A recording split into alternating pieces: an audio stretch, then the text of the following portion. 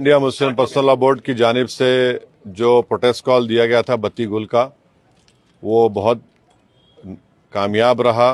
गैर मामूली उसका स्पॉन्टेनियस रिएक्शन रहा और ख़ास तौर से तेलंगाना, हैदराबाद और कर्नाटका से जो अभी तक हमारे पास रिपोर्ट्स आ रहे हैं, पूरे लोगों ने बिला लिहाज मज़हब मिल्लत इसका साथ दिया है। मैं उनका शुक्रिया अदा करता हूं।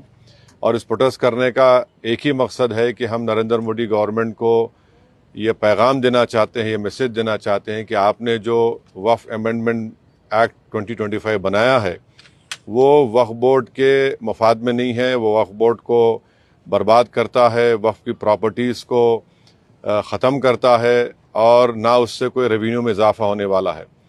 तो ये हमारा प्रोटेस्ट इसीलिए था और क्योंकि जो कानून बनाया गया वो अनकॉन्स्टिट्यूशनल है। हमारे संविधान के फंडामेंटल राइट्स के आर्टिकल 14, 15, 25, 26 और 29 का ग्रेव वायलेशन है। इसीलिए ये प्रोटेस्ट कॉल दिया गया है। आइंदा 1-2 हफ्ते के बाद ह्यूमन चेन का भी प्रोटेस्ट होगा, राउंड टेबल कॉन्फ्रेंस होंगी। तो ये हमारा प्रोटेस्ट उस वक्त तक चलता रहेगा जब तक नरेंद्र मोदी की हुकूमत इस बिल को वापस नहीं लेगी। मैं आप तमाम का शुक्रिया अदा करता हूं जिन्होंने इस बत्ती गुल प्रोग्राम में हिस्सा लिया। जिस तरह के बत्ती गुल कार्यक्रम या प्रोग्राम की जब बात करते हैं तो आपको क्या लगता है कि इस तरह के प्रोग्राम से क्या संदेश या क्या असर हो सकता है? नहीं, ये देखिए, ये स्पॉन्टेनियसली जनता ने 15 मिनट के लिए अपने घर की लाइट को बंद किया, अपने कमर्शियल एस्टेब्लिशमेंट्स की लाइट को बंद किया और एक मैसेज हम देना चाह रहे हैं प्रधानमंत्री नरेंद्र मोदी को कि आपने जो कानून बनाया वो अनकॉन्स्टिट्यूशनल है, वो ब्लैक लॉ है, वो वक्फ प्रॉपर्टीज़ को बचाने के लिए नहीं, वक्फ प्रॉपर्टीज़ को बर्बाद करने के लिए। और एक ऐसा एक्ट आपने बनाया जो भारत के मुसलमानों की मस्जिदों को, कब्रस्तानों को, वक्फ की प्रॉपर्टीज़ को उनसे छीनने का एक एक्ट बनाया आपने। जिस तरह का भी माहौल बना हुआ है देश में, आतंकवादी जो घटना हुई है, आपने भी उसको कंडेम किया है, लेकिन ऐसे हालात में आपको लगता है कि देश में अगर अंदरूनी तौर पर इस तरीके से विरोध होगा? नहीं, देखिए, जहां तक पहलगाम में जो हुआ है उसको तो हम आउटराइटली कंडेम कर रहे हैं और करते रहेंगे। और हमने उस टेररिस्ट एक्ट को जिम्मेदार पाकिस्तान की इस्टेब्लिशमेंट, पाकिस्तान की सरकार को खड़ाया है और उन्हीं की पूरी सरपरस्ती में, उन्हीं की तायद, उन्हीं के सपोर्ट और फाइनेंशियल सपोर्ट से, मिलिट्री ट्रेनिंग से वो आतंकवादी पाकिस्तान से बॉर्डर क्रॉस करके पहलगाम तक आए और वहाँ पर उन्होंने 26 टूरिस्ट को जान ली।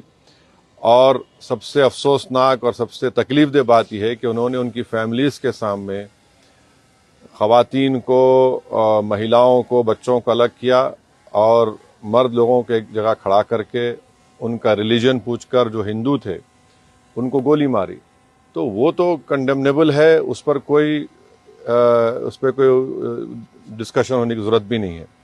जहाँ तक हमारा ये प्रोटेस्ट है इस कानून के ख़िलाफ़, वो तो एक ऑनगोइंग प्रोटेस्ट था। और आपको मालूम होगा कि all India Muslim personal law board ने उस टेररिस्ट एक्ट को कंडेम किया और क़रीब 3 दिन तक हमने अपने प्रोटेस्ट को रोक के रखा। तो ये पहले से तयशुदा प्रोग्राम है। जहाँ तक देश की अखंडता, देश की इंटीग्रिटी की बात आएगी, उसमें तो कोई कॉम्प्रोमाइज़ नहीं हो सकता। सर, आज की सबसे बड़ी खबर cash census, national cash census, इस पे आपका क्या कहना है? आपने धन्यवाद भी दिया है। एक तरफ क्रेडिट लेने की बात हो रही है, एक तरफ बीजेपी कह रही है कि तो मैं आपसे रिक्वेस्ट करूँ, कल सुबह बात करेंगे ना, पर आराम से बात करेंगे। ठीक है सर, आपका रोड मैप क्या रहेगा आगे के लिए? अब जो all India Muslim personal law board का प्रोग्राम है कि नेक्स्ट मंथ मई में ऐसे ही एक टाइम पर दिन में एक ह्यूमन चेन बनाई जाएगी इस वक्फ अमेंडमेंट एक्ट के खिलाफ और फिर राउंड टेबल कॉन्फ्रेंसेस भी होंगी।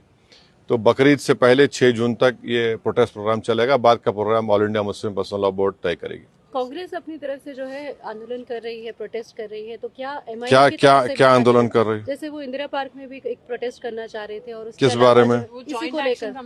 तो अब हर एक कर सकता क्या है। एमआईएम भी ऐसा कुछ प्लान कर रही है? नहीं, देखिए, हमारा जो प्रोटेस्ट प्रोग्राम है हम all India Muslim personal law board के ही उनके इंस्ट्रक्शंस पर, उनके साथ हम प्रोग्राम कर रहे हैं। जेएसी, जॉइंट एक्शन कमेटी और हर कोई प्रोटेस्ट कर सकता है, इसमें क्या